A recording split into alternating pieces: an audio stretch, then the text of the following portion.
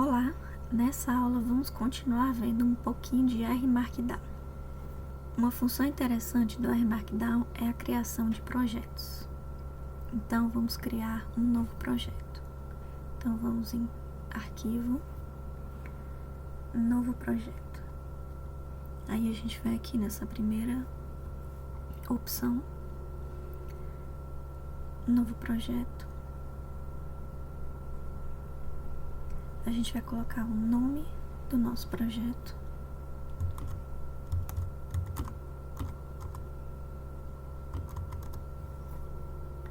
E você pode selecionar o diretório que você quer que esse projeto fique salvo em Browse. Depois, crie o projeto. Ele vai reiniciar uma nova sessão com o seu projeto. E aí você vai poder colocar arquivos dentro dessa pasta do seu projeto, e quando você abrir o projeto, vai estar tudo dentro dele.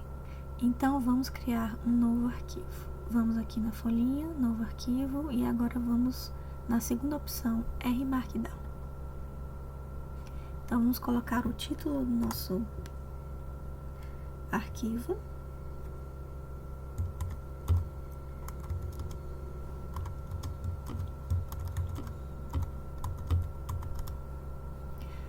Pode colocar o autor, se você quiser. E aqui tem os 3 formatos que você pode utilizar no seu arquivo. Ele pode ser em HTML, em PDF ou em Word. E você também pode colocar aqui se vai ser uma apresentação, se vai ser um Shiny, se vai ser de um template. Você pode criar um vazio. E aí depois aperta em OK. Então ele criou o título que eu coloquei, o autor, ele coloca uma data e o output do meu arquivo. E ele faz um arquivo padrão. Mas a gente também tem que colocar o nome desse arquivo. Então vamos salvar. É só clicar aqui no disquetinho e colocar o nome e o local que você quer. Para você gerar o seu arquivo, é só clicar aqui em Init, que ele vai fazer o seu arquivo. Então aqui tem a saída com o título que a gente colocou, o autor, a data, e aqui está o formato padrão que veio no nosso arquivo, certo? Uma coisa importante para a gente fazer no R Markdown é a importação de um banco de dados. Então, cada vez que a gente roda o projeto, ele vai fazer isso numa seção nova. Então, se você vai importar um banco de dados, é bom você criar um chunk só para colocar esse banco de dados, certo? Então, vamos colocar aqui no início do nosso arquivo um chunk novo. E aí, a gente vai importar o nosso banco de dados. Então, para você não ter que colocar todo o código aqui, a gente pode fazer importação e copiar o código do console. Então, vamos importar um banco de dados, por exemplo, do Excel. Então, a gente vai procurar onde é que está no seu computador. Depois de você achar o seu arquivo, clica em Import. Então, você vai copiar essas 2 linhas. A biblioteca que a gente utilizou para importar e o caminho que a gente utilizou. E depois a gente vai Attach.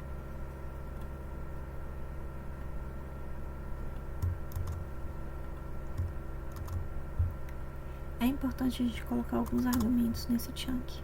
Por exemplo, vamos colocar o echo false para ele não aparecer as mensagens.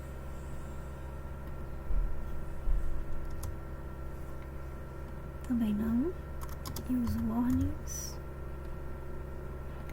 também não, certo? Então, todo esse chunk aqui não vai aparecer no seu arquivo. E depois você pode fazer o que você quiser com o seu banco de dados. Então, vamos supor que eu quero pegar a variável salários do meu banco de dados. Então, vou meu chunk, salários,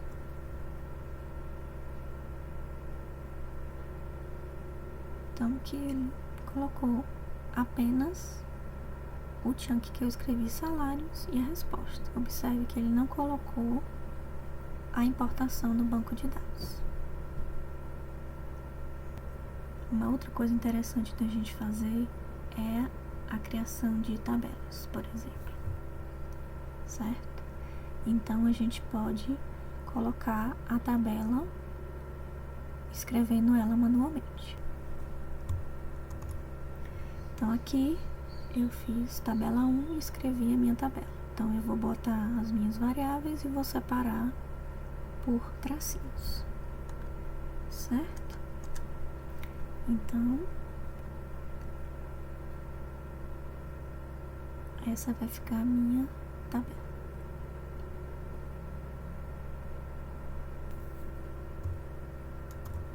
Mas eu posso também, por exemplo, pegar uma regressão e pegar a tabela dos coeficientes, por exemplo. Então eu tenho aqui a minha regressão LM Dist Speed do meu banco de dados Cars, que já vem no R, certo? Que é a distância pela velocidade. E criei o objeto D, que vão ser os coeficientes dessa minha regressão. E aqui eu vou usar a função init cable D, que ela vai criar uma tabela com esses valores do meu objeto D, sem eu ter que fazer manualmente a minha tabela, certo? Então aqui eu tenho a minha tabela, certo? Eu fiz o meu chunk e já criei a minha tabela automaticamente, sem eu ter que criar a minha tabela como eu fiz anteriormente. A gente também poderia mudar os nomes da tabela, que observe que ela sai tudo em inglês, tá? Então, pra gente fazer isso,